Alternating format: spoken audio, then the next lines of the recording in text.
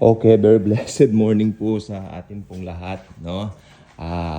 Kanina po, ngayon lang po, kanina na nakikinig po ako ng CD, no? Kasi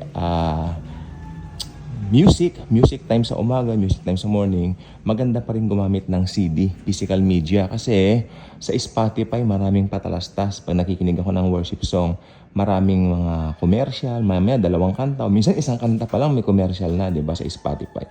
So maganda pa rin yung may physical copies tayo ng mga music natin, di ba? Ngayon, nakakalkal ako ng mga, nakita ko yung lumang CD ng isang artist, Christian artist. Siyempre sa ating channel, vlogs, no?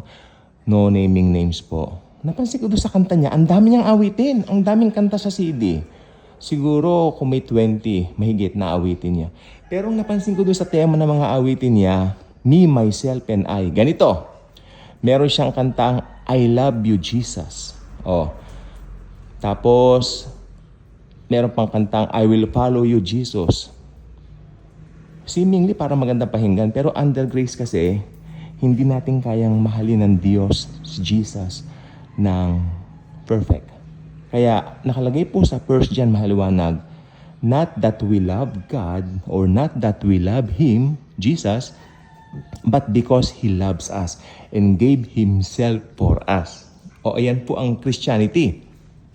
Tapos isa sa mga awitin sa CD na pumukaw ng aking atensyon kani-kanina lang, yung isang track, yung isang awitin niya dun sa CD, na nagkaroon siya ng parang nagsasalita lang siya. Ang sabi niya, itong sabi niya, ito matututo tayo rito. Malalaman kung nasa grace ka o under the law ka. Okay. Sabi niya, hindi ka magiging Kristiyano, tatagalogin ko na lang, hindi ka magiging Kristiyano kapag ka ikaw ay nagsisimba. Hoy, tama, ako, check, ako. Ano? Tapos, hindi ka magiging Kristiyano kung ikaw ay gumagawa ng mabuti. Check din naman. Tapos sabi niya, katulad ng hindi ka magiging si McDonald's, kumain ka lang sa McDonald's, sabi niya. Di ba? Tama naman siya doon. Sabi niya, hindi ka rin magiging Kristiyano kung ikaw ay laging nagsisimba o nagiging religious. Tama. Ito ng Big Bang niya. Ngunit, sabi niya, ikaw ay matatawag na Kristiyano kapag ka ikaw ay nagmamahal kay Jesus ng buong puso mo at kaluluwa. Yung pala ang definition niya ng Kristiyano. Sablay. Again, uulitin ko. Not that we love Him or Jesus, but He loved us first. That's why He gave Himself for us. Okay? I hope dito po sa mga listeners ko o watchers ko, lahat na nanonood dito sa channels natin dito, I hope alam natin yung katotohanan that Jesus loves us. Yan po ang true Christianity. Ano po ba ang Christianity? Simple. True Christianity means Jesus lives in you. Period. Bakit, ngayon, tanungin kita, bakit siya nanirahan sa'yo?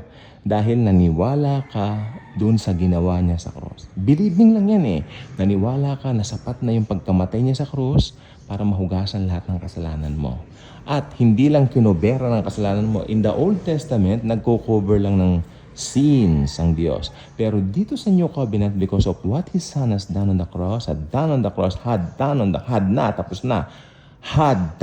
what Christ had done. Pwede rin Christ has done. Kasi alam mo, yung effect nung kanyang ginawa, nasa present pa rin. Perfect effect and everything. Dahil sa ginawa ni Jesus, because of what Christ had done or has done sa atin, alam nyo, pinatawad tayo minsan at magpakailanman. At tayo ay naging mga anak ng Diyos. John chapter 1 verse 12, hindi ako nagkakamali. Sa lahat ng mga tumanggap sa Kanya, pinagkalooban niya na maging mga anak ng Diyos. Sa ibang salin naman, binigyan niya ng karapatang maging anak ng Diyos. Either way, napakaganda. No? So anak tayo ng Diyos, hindi dahil sa mabubuting gawa natin, kundi dahil doon sa ginawa ni Jesus sa cross. So Christianity means Christ lives in you because of what He has done on the cross. He had done on the cross rather. And yes, Christianity is all about Jesus Christ. Jesus Christ is everything para po sa ating mga Kristiyano. Alam po natin dapat yan para hindi tayo maligaw ng maling katuruan. God bless.